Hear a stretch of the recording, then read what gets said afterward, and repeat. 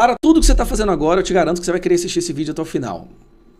A bomba que nós estávamos esperando que fosse soltada pelo Elon Musk, na verdade foi publicada agora pelo Comitê de Assuntos Judiciários, pelo Congresso americano. Um documento mostrando as decisões ilegais e absurdas do Moraes de censura, do Alexandre de Moraes, sem fundamentação, o que vai totalmente contrário à nossa Constituição, ao Marco Civil da internet. Mas o pior do que isso, o que o relatório fala sobre Alexandre de Moraes. A situação está tão absurda que agora o Congresso americano já reconhece Alexandre de Moraes como um ditador e isso está documentado no que eu vou mostrar para vocês. Como vocês podem ver, ó, um ataque à liberdade de expressão e o silêncio da administração Biden. O caso do Brasil. Logo aqui eles entram no Brasil, logo no início tem uma introdução e aí vem a parte onde já começa a falar do Brasil. São 541 páginas, eu vou falar da introdução e das principais decisões do Moraes sem fundamentação. Isso aqui é um escândalo que deveria tomar conta do Jornal Nacional do começo ao fim nesse domingo. Mas como eu sei que eles não vão fazer isso, você vai ver aqui. Em 2019, a Suprema Corte Brasileira deu a si mesmo poderes para agir como investigador, promotor e juiz, tudo num caso só, all at once, tudo de uma vez só em alguns casos. Ao invés de usar o promotor, o Ministério Público ou um oficial da lei para abrir uma investigação, o então presidente da Suprema Corte, o Dias Toffoli, emitiu uma ordem garantindo à Suprema Corte a autoridade dela mesma abrir investigações. Esse mesmo presidente, um antigo presidente da Suprema Corte, já criticou abertamente esse tipo de decisão por ser contra a Constituição brasileira. Nessa ordem sem precedente, Toffoli selecionou um amigo da Suprema Corte Brasileira, do STF, Alexandre de Moraes, para conduzir essas investigações na Corte. Moraes, Moraes que se juntou à Suprema Corte em 2019, Moraes tem sido descrito como um animal político com esperanças de ser um presidente do Brasil algum dia. Moraes também serviu como presidente do Tribunal Superior Eleitoral desde agosto de 2022. O superior, o TSE, né, no caso, é a mais alta corte no Brasil que monitora os processos eleitorais e frequentemente é a corte que emite ordens impondo a censura de suposta desinformação sobre eleições. Com esse novo extraordinário poder, com esse novo extraordinário poder, Moraes atacou críticos da direita e da esquerda com impunidade. Moraes repetidamente ordenou as plataformas das redes sociais para remover posts e contas, mesmo quando muito do conteúdo não quebrava as regras. E frequentemente sem dar a devida justificação ou fundamentação da sua decisão. Como outro exemplo, ele ordenou que agentes federais fizessem busca e apreensão em empresários em julho de 2019. Em adição, ele congelou contas bancárias e suspendeu as contas nas redes sociais. Previamente, Moraes tinha ordenado a Polícia Federal a invadir 10 endereços ligados a usuários das redes sociais que tinham criticado a corte. E aí uma parte mais interessante aqui, ó. Aqui está falando que vai mostrar todas essas decisões e tudo mais, e aqui. Os documentos, as intimações, relatórios revelam que, desde 2022, o STF no Brasil, a Suprema Corte Federal, na qual Moraes servia como ministro, e o Superior Eleitoral do Brasil, no qual era liderado por Moraes, ele era o presidente, ordenou à empresa X, ou o antigo Twitter, a suspender e remover aproximadamente 150 contas numa popular plataforma das redes sociais, que é o X, né?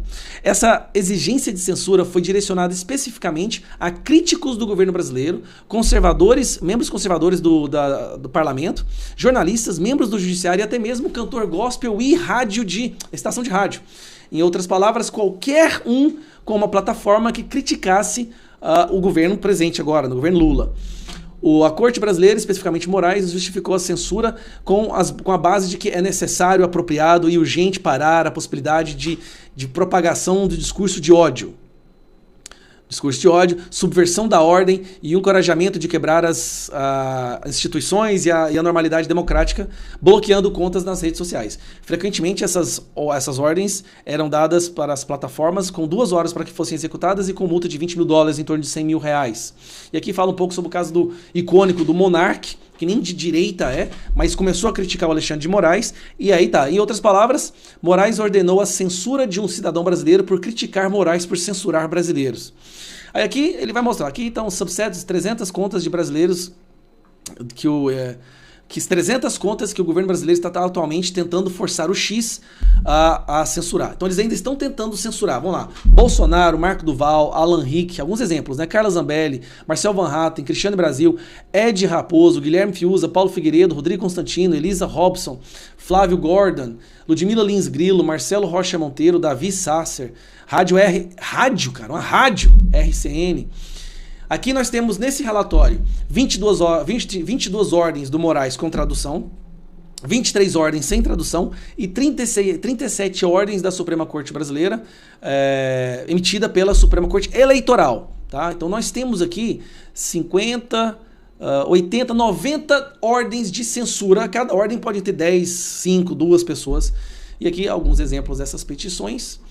Então eu vou mostrar para vocês, vou pegar um aqui, vamos pegar Nicolas Ferreira, certo? Nicolas Ferreira, que foi censurado várias vezes. Beleza, vamos lá. Aqui está uma decisão para censurar o Nicolas. Ela começa aqui. Dá uma olhada no absurdo que é isso aqui. Tudo sob sigilo, todos investigados sob sigilo, advogados sob sigilo. O problema é que nenhum desses tinham advogados na época, porque nem sabiam da existência desse tipo de censura. E tá aqui, Nicolas Ferreira sendo censurado, Bárbara do Te Atualizei, como Monark, Patriotas, Nicolas. Ele simplesmente manda derrubar essas contas, todas essas contas, todos esses perfis, sem uma fundamentação. E aí fala, em vista da natureza de confidencialidade desses procedimentos, se torna necessário que espaços sejam tomados para manter a confidencialidade. Ou seja, não era para o Twitter falar que estava acontecendo por causa de uma decisão judicial. Olha que interessante, tá aqui, ó. Diante do caráter sigiloso desses autos, deverão ser adotadas as providências necessárias para sua manutenção. Olha que absurdo. Não fala, não tem explicação. Aí tem lá, Paulo Generoso, outra pessoa. Não, aqui, são 541. Se eu for mostrar todas aqui, a gente não sai daqui nunca mais. O Nicolas Ferreira foi censurado mais de uma vez. Aqui tá uma representação contra o Nicolas. Se eu botar meu nome, olha só, botar meu nome aqui rapidão. Geyer. Aqui está meu nome, como se eu tivesse falado que a OACB era, na verdade, a OAB, quando eu fui defender os presos do 8 de janeiro. Isso por ter defendido os presos do 8 de janeiro.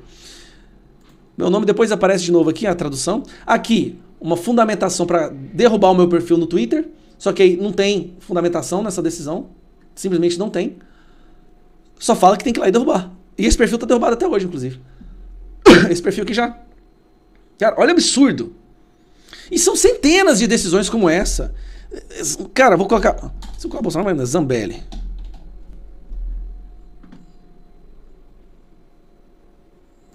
Não, cara, Carla Zambelli aparece... Meu Deus do céu. Ela aparece 29 vezes.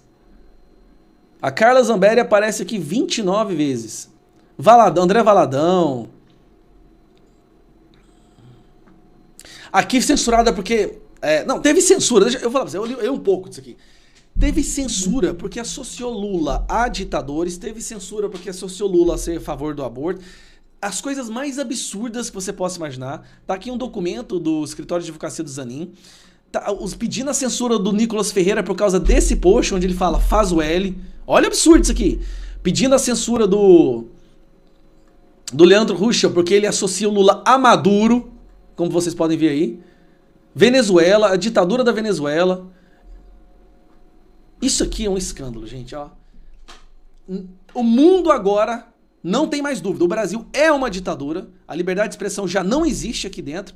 E esse documento de 541 páginas publicadas mostram todas as decisões ilegais do Alexandre de Moraes sem fundamentação. Ele decidia o que poderia ser dito e o que não poderia ser dito na internet. Ele, uma pessoa, decidindo o que as outras 217 milhões podem ou não podem falar. E se ele não gostar, busque apreensão, investigação, prisão e censura nas redes sociais. Se isso não for a definição de ditadura, eu não sei o que é. Compartilhe esse vídeo, galera.